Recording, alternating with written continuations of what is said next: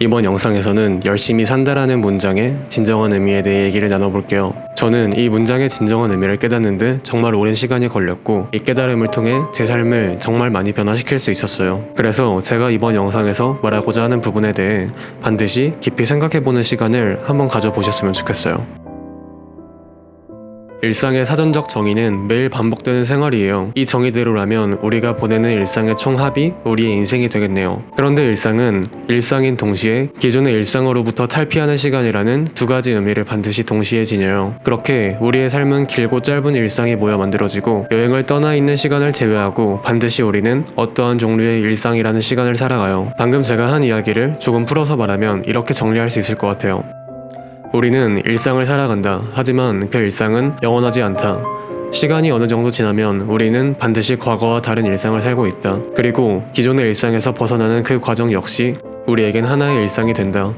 이렇게 우리의 일상은 기존의 일상과 그 일상으로부터 벗어나는 시간이라는 두 가지 의미를 반드시 동시에 가진다.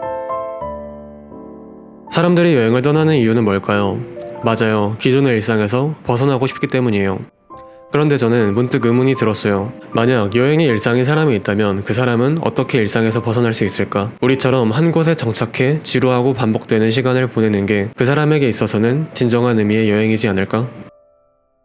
이동진 평론가는 도서 밤은 책이다에서 여행의 진정한 의미는 발견이 아닌 재발견에 있다고 얘기했어요. 여행을 떠나는 건 새로운 것을 보기 위함도 있지만 익숙한 것들을 되돌아보기 위함도 있다는 거였죠. 대부분의 사람들은 여행을 좋아해요. 정확히는 기존의 일상에서 벗어난 시간을 좋아하죠. 맞아요. 우리가 아는 일상이라는 단어에는 이렇게 익숙함이라는 의미가 내포되어 있어요. 그리고 우리는 그 익숙함에서 벗어나기 위해 여행이라는 수단을 이용하죠. 여행은 이렇게 당연하고 익숙해져 어떠한 의미도 찾을 수 없던 내 일상에 의미를 부여하며 그것들을 내게 환기시켜요. 여행이 있기에 내 일상이 의미 있어지는 게 아니에요. 일상이 있기에 여행이 의미 있어지는 거죠. 몇 달간 집에서 빈둥거리기만 하던 사람과 같은 시간 동안 열심히 무언가를 해온 사람이 여행에서 얻을 수 있는 의미는 밀도 자체가 완전히 다를 거예요. 저는 어째서 제 인생이 항상 불행한지에 대해 정말 오랜 시간 고민하며 살아왔어요. 그리고 저는 이 질문에 대한 답을 20대 중반이 넘어서야 찾을 수 있었어요. 제 삶이 늘 불행했던 이유는 다름 아닌 일상을 살고 있지 않기 때문이었어요. 되돌아보니 저는 늘 이상 속에 살고 있었어요. 어렸을 때부터 어른들은 꿈과 목표, 성공 따위를 강조했기에 그것들만이 내 인생을 행복하게 만들어줄 수 있을 거라 생각했어요. 그래서 열심히 그것들을 쫓았고, 그렇기에 그 목표에 도달해 있지 않은 현재의 나는 늘 불행할 수밖에 없었어요.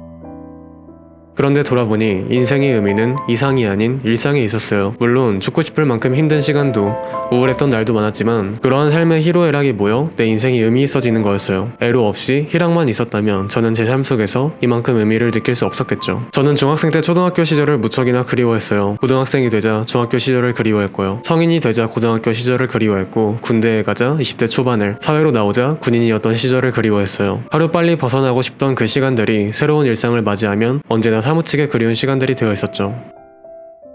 어째서 이상이 아닌 일상을 살아가야 하냐고요? 이상이 현실이 되면 그건 역시 곧바로 일상이 되기 때문이에요. 내가 그토록 꿈꿔왔던 시간이 지루하고 익숙한 날들의 연속이 되죠. 그런데 우리는 그것이 일상이 됐다는 이유만으로 그 시간들의 가치를 등한시해요. 지금 그 시간에 만족하지 못하고 그저 또다시 새로운 이상을 품은 채 살아가죠. 저 역시 그런 삶을 살 때가 있었지만 이제는 알아요. 그런 식으로 살면 죽을 때까지 절대로 행복해질 수 없다는 걸. 꿈과 목표, 이상을 버리라는 게 아니에요. 그것들을 가슴속에 품고 살아가되 일상이 내게 주는 찬란함을 느끼며 살아가란 거예요. 내가 일상 속에서 마주하는 모든 것들을, 지금 내가 관계 맺고 있는 모든 사람들을, 그리고 일상 속에서 느끼는 수많은 감정들을 소중히 여기며 살아가란 거예요. 저는 언제나 어떠한 이상을 쫓았지만 그것에 매몰된 채 일상의 소중함을 잊은 채 살아왔어요.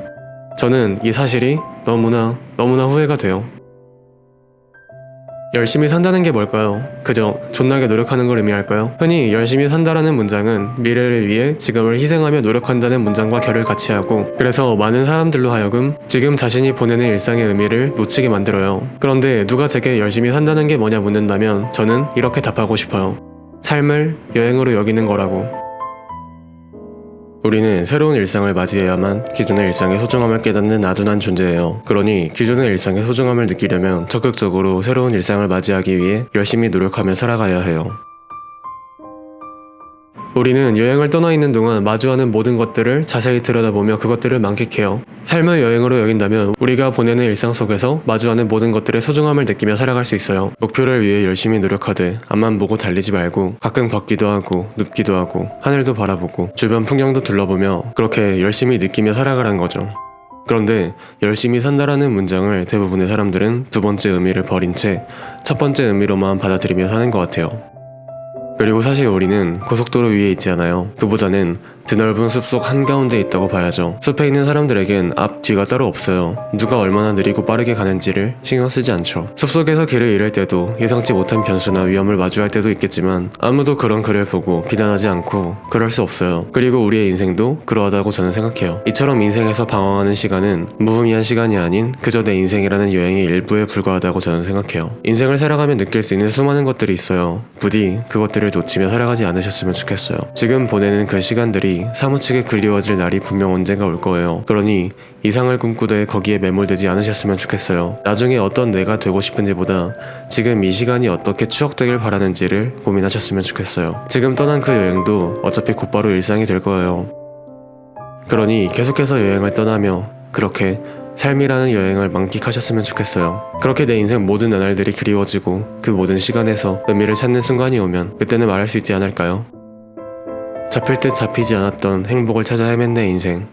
돌아보니 행복하지 않은 나날들이 없었구나 하고 말이에요. 많은 사람들이 인생 영화로 꼽는 어바웃 타임을 저도 정말 좋아해요. 영화 어바웃 타임의 마지막 대사를 끝으로 이번 영상을 마무리 짓도록 할게요. 그럼 저는 다음 영상에서 찾아뵙도록 할게요. 안녕. The truth is, I now don't travel back at all. Not even for the day. I just try to live every day, as if I will rarely come back to this one day, to enjoy it, as if it was the full final day of my extraordinary, ordinary life. We are all traveling short time together every day of our lives. All we can do is do our best to relish this remarkable ride.